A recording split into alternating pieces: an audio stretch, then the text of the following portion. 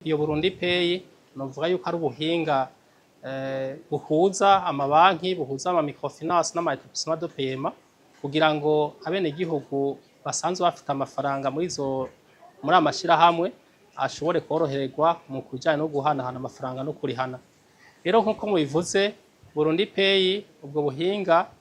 buzofasha cyane gose abenegihugu basanzwe bahanahana amafaranga narirya bino munsi mubona abantu benshi usanga hatonze imirongo myinshi bari mu mabanki cyangwa mu ma microfinance bagiye kurotira amafaranga kugira ngo bashobore kurihana canke bashobore kurungikira amahera abantu babarunkiye amakashi canke ugasanga abantu ino munsi bava mu makartier iyo bavuye bagiye gutonda mu mabanki cyangwa mu microfinance ugasanga ariko ari amahera ya bus canke bariko bafata amahera bari amahera y'amamoto.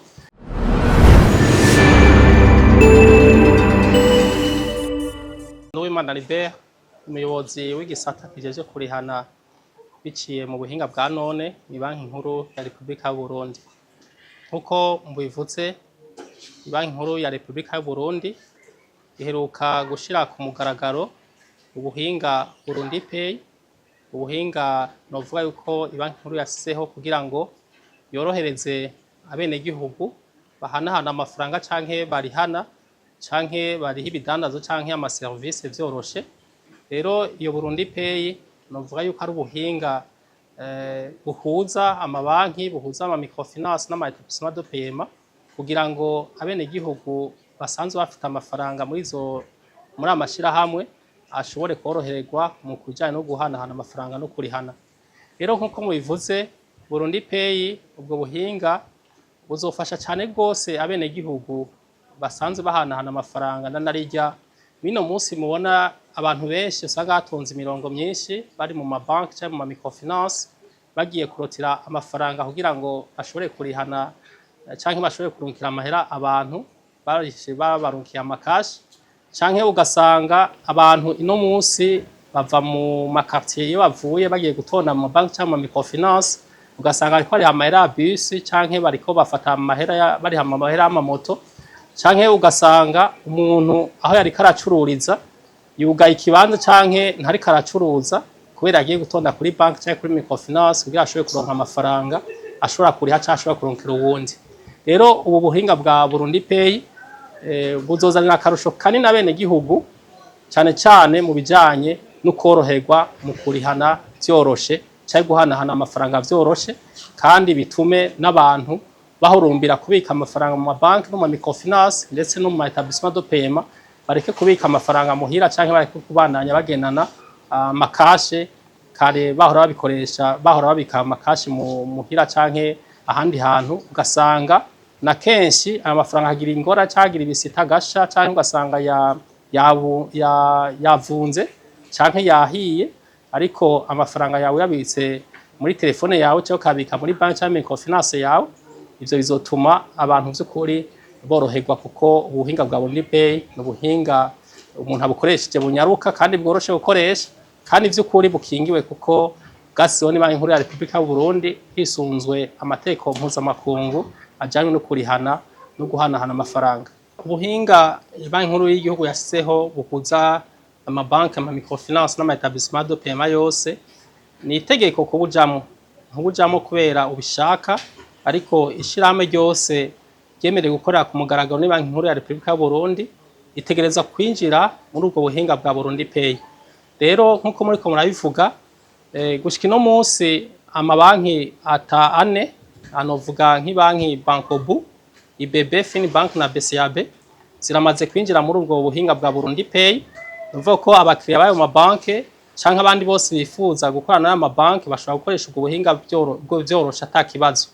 Ariko n'ayandi mabanki nawe nyene ari ngaha mu Burundi ariko arakora canke akashiraho ibikenewe vyose kugira ngo ashobore korohereza abakiriya babo kugira ngo bashobore kurihana vyoroshe canke guhanahana amafaranga vyoroshe. Rero nibaza yuko mu minsi ya vuba nayo yandi asigaye azoheje gushiraho ubwo buhinga kugira ngo yorohereza abenegihugu bashaka guhanahana amahera canke kurihana. Hama mu gisata c'ama microfinance naco nyene ama microfinance ashika 8 nayo nyene aramaze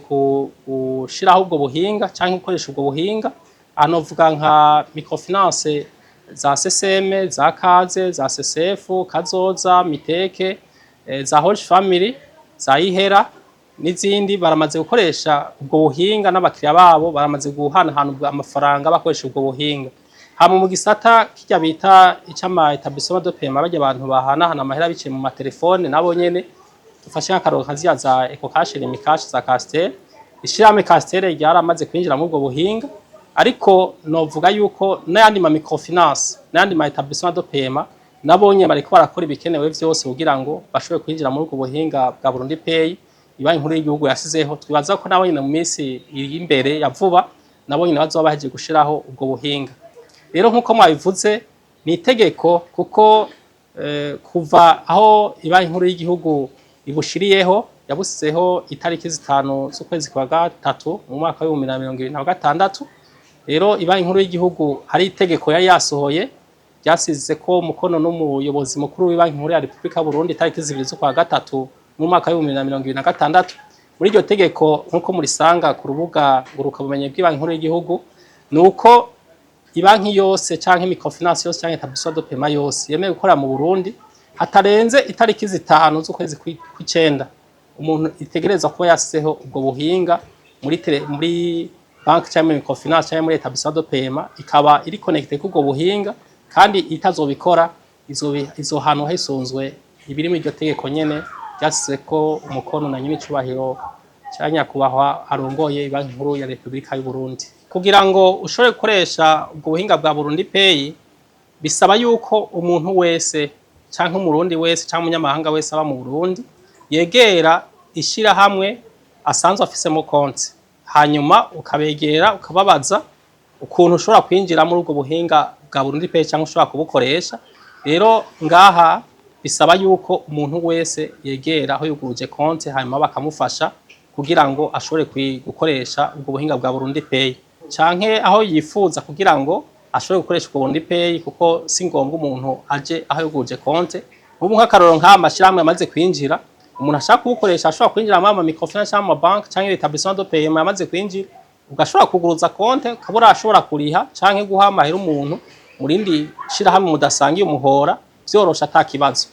Rero ivyo novuga yuko ari ibintu bikora kandi abantu bariko barahanahana amahera bakoresheje ubwo buhinga canke bariko barakoresha mu kurya bakoresha ubwo buhinga. Rero nkuko muko mwabivuga ico nohamagarira abene gihugu cyane cyane muri kino gihe mubona yuko bitoroshe kuronka amafaranga mu mabanki cyangwa mu microfinance cyane cyane bajya baja gutondera amakashe, nuko umuntu wese atunze telefone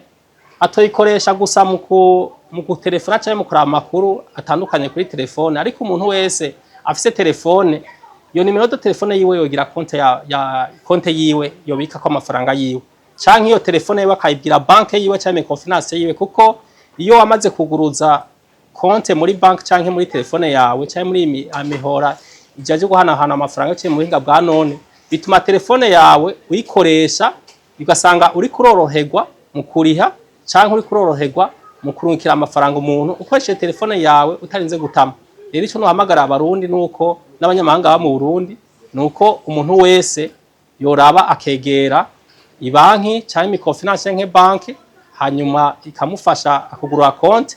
hanyuma akabika amafaranga yiwe kuri iyo banki cyangwa kuri iyo microfinance cyangwa kuri établissement de paiement kugira ngo ntihagire umurundi cyangwa umunyamahanga asubira kubika amafaranga haba muhira canke akorera canke aho adandariza, ariko abantu bose babika amafaranga muri amazu ajeje kwanduza amafaranga hama bizona bafasha yuko bashobora kurihana vyorosha guhanahana amafaranga vyorosha. Hama ikindi naco nuko abantu batoguma baja gutonda imirongo ku mabanki cyangwa ku microfinance cyangwa baja gutonda ku baja commercial ngo babaha amafaranga amakashi kandi ubwo buhinga buhari kandi bukora. No munsi uri kwaraba nk'aya mabanki cyangwa microfinance cyangwa ama établissement de paiement arafise abono kwita abaspeaje canke abaja commercial, usanga abantu babitura bakafasha kuronka amafaranga canke kurotira amakashe kugira ngo bashobore kuja kuriha ibidandaza canke kuriha ama service atandukanye. Rero ico novuga ngaha ubuhinga bwa Burundi Pay ntibuje gukura bajya baja canke abaspeaje, ahubwo buje gutuma amabanki canke ama microfinance agwiza ahanini abantu bazobafasha gusigura ivyo vyo kurihana cyangwa vyo kubika amafaranga, uzosanga ahubwo abafasha mu mabanki cyangwa microfinance bagiye kwiyongera gusumba, kuko nkuko nabivuze Burundi Pay n'ubuhinga buhuza abantu bose, buhuza microfinance yose, ama établissement de paiement yose n'amabanki yose. Rero ino munsi amabanki n'ama microfinance agiye guhiganirwa ku isoko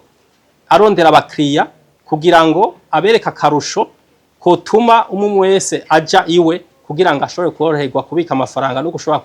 kuriha cyangwa guhanahana amafaranga vyoroshe. Rero bizotuma ahubwo bituma ayo mashira hamwe arondera abantu benshi babafasha kugira ngo bamenyekanisha ubwo buhinga bwa Burundi Pay cyangwa bamenyekanisha n'ubuhinga basanze bakoresha, bashobore no kuronka abakiriya benshi, kuko ubu banki cyangwa microfinance zigiye kuja ku rugero rushasha rwo gushobora gukoresha ubuhinga bwa none, gushobora koreza bene gihugu kugira ngo bave mu buhinga bwa kera umenga abantu bategeza kuronka cash, bategeza kuba batunze cash kugira ngo bashobore guhanahana amahera cyangwa kurihana. Ino munsi muri Burundi Pay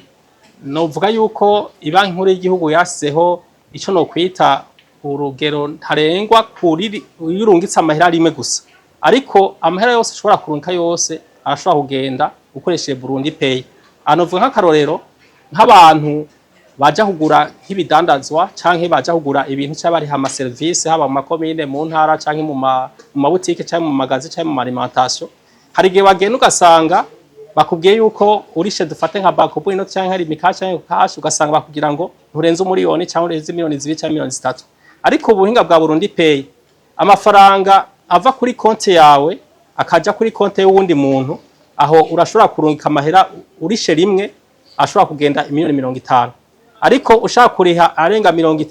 izo miliyoni 50 urashobora kuriha atakibazo, gusa ugumugira inshuro nyinshi kugeza ukwije amafaranga ushaka kuriha cyangwa ushaka gutanga. Aho novuga yuko ari urugero rwo ku nshuro imwe, ariko inshuro zose ushaka zirakunda ku munsi. Hanyuma kubijanye n'amahera abava kuri konti yawe ya telefone aja kuri konti ya telefone y'uwundi, aho nturenza ku rugero rumwe miliyoni 10, ariko